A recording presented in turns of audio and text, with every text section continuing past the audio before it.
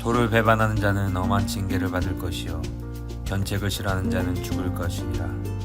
수월과 아바돈도 여호와의 앞에 드러나거든 하물며 사람의 마음이리요. 검하는 자는 견책받기를 좋아하지 아니하며 지혜 있는 자에게로 가지도 아니하느니라. 마음의 즐거움은 얼굴을 빛나게 하여도 마음의 근심은 심령을 상하게 하느니라. 명철한 자의 마음은 지식을 요구하고 미련한 자의 입은 미련한 것을 즐기느니라.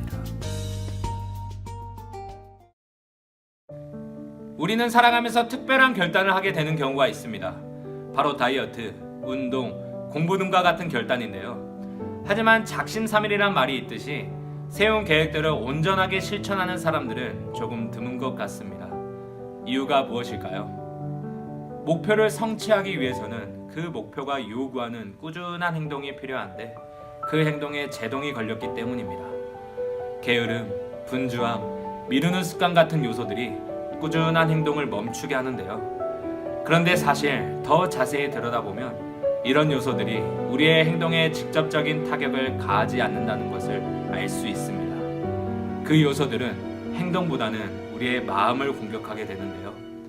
행동보다 마음의 중요성이 앞서는 이유가 바로 여기에 있습니다.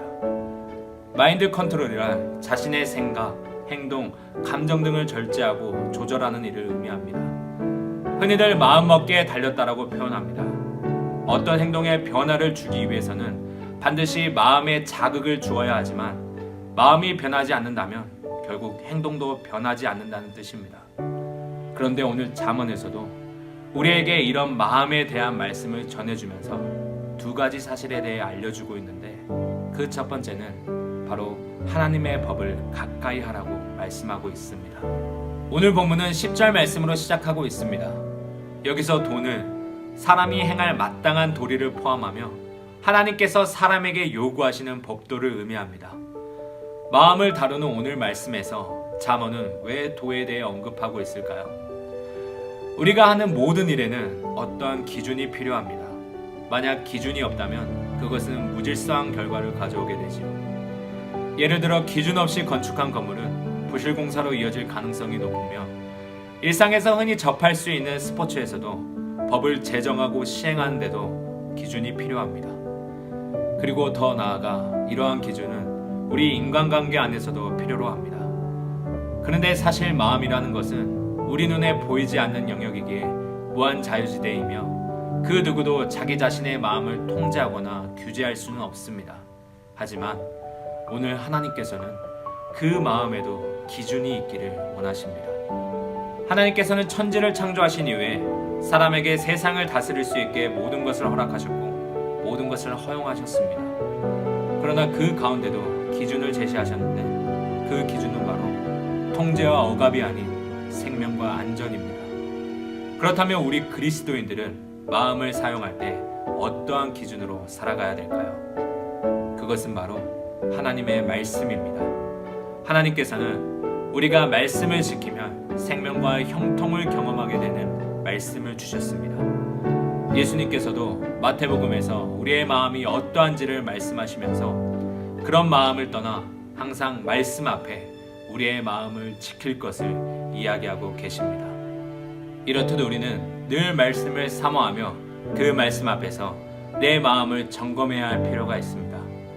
그러한 자를 하나님께서는 오늘 명철한 자, 곧 지혜 있는 자라고 말씀하고 계시지요. 두 번째는 하나님께서는 우리의 마음을 항상 지켜보신다는 사실입니다. 아담과 하와는 범죄한 이후 하나님을 피해 숨었습니다. 죄를 범한 모든 사람들이 이와 동일한 행동을 보이게 되지요. 우리는 죄를 은밀하게 진행하면서 아무도 눈치채지 못하게 죄악을 범하게 됩니다. 아간은 사람들의 눈을 피해 외투와 보물을 숨겼습니다. 요나는 하나님의 눈을 피해 다시스로 가는 배에 올랐습니다. 가룟 유다는 동료 제자들이 눈치채지 못하게 예수님을 팔아넘길 계획을 세웠습니다. 이런 행위들은 결국 하나님을 피해 행할 수 있다는 그릇된 생각으로부터 시작됩니다. 하지만 우리는 결코 하나님을 속일 수 없는 존재들입니다. 이러한 사실을 오늘 잠언은 11절을 통해 하나님은 사람의 모든 행동뿐만 아니라 그 마음의 은밀한 곳까지도 다 아시는 분이심을 말씀하고 있습니다. 여기서 스올은 죽은 자들이 가는 가장 낮은 곳을 의미하며 아바돈은 스올보다도 더 낮은 곳이라고 구약시대 사람들은 믿고 있었습니다.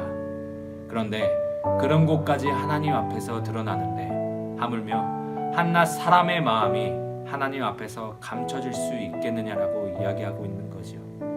이렇듯 하나님께서는 우리의 모든 행동과 감정, 마음, 동기까지 다 아시는 분이십니다.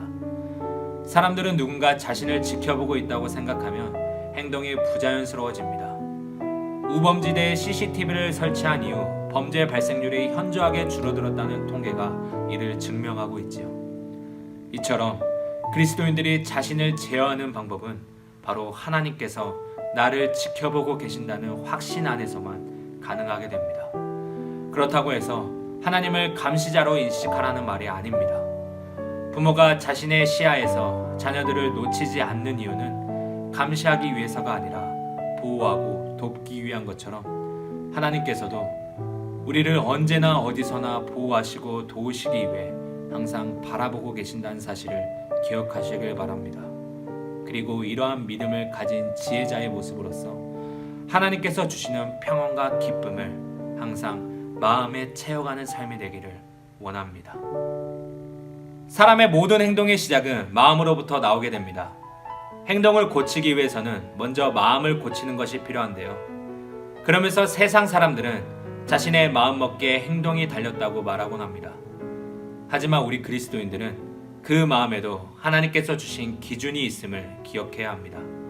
그 기준은 바로 생명을 얻고 형통하기 위해 말씀이라는 기준점에서 벗어나서는 안 된다는 것, 그리고 그 마음을 하나님께서는 항상 지켜보고 계신다는 믿음을 놓지 않고 살아가는 삶이 되기를 바랍니다. 그리하여 항상 우리의 마음을 말씀 앞에 기준으로 삼고 그 말씀을 지켜나가는 모습 속에서 하나님의 평안과 기쁨을 누리는 지혜자의 삶이 오늘 저와 여러분에게 있기를 간절히 소망합니다. 사랑의 하나님 아버지 감사합니다. 오늘도 우리에게 허락하신 지혜의 말씀을 통해 한 주간 승리하게 하여 주시옵소서. 하나님, 언제나 말씀을 우리의 삶의 기준으로 삼아 하나님의 법도를 지켜나가는 생활이 되게 하여 주시옵소서. 항상 우리의 생각과 마음을 지켜주시고 감찰하시는 하나님의 말씀 앞에 지혜를 구하는 그리스도인의 삶을 살아가게 하여 주시옵소서. 그리하여 우리에게 날마다 부어주시는 생명의 말씀 안에서 하나님의 평안을 누리는 삶을 살아갈 수 있도록 도와주시옵소서. 감사합니다. 예수님의 이름으로 기도드리옵나이다.